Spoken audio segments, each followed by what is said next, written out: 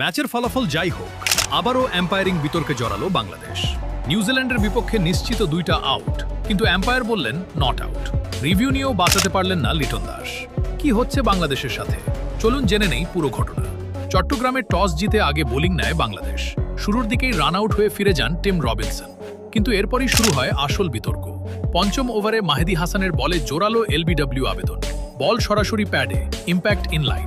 বল স্ট্যাম্পে আঘাত করছিল, তবুও এম্পায়ার দিলেন নট আউট।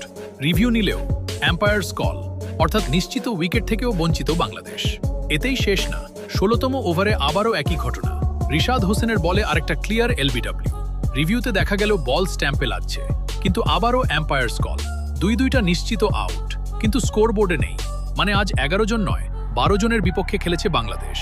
এই সুযোগে নিউজিল্যান্ড তুলে নেয় 182 রানের বড় স্কোর। জবাবে শুরু ভালো হলেও বড় ইনিংস খেলতে পারেননি লিটন দাস। শেষ পর্যন্ত চাপেই পড়ে যায় টাইগাররা। প্রশ্ন একটাই, কেন বারবার বাংলাদেশের বিপক্ষেই এমন বিতর্কিত এম্পায়ারিং? এটা কি শুধুই কাকতালীয়, নাকি এর পেছনে আছে অন্য কিছু? আপনার মতামত কি, কমেন্টে জানাতে ভুলবেন না।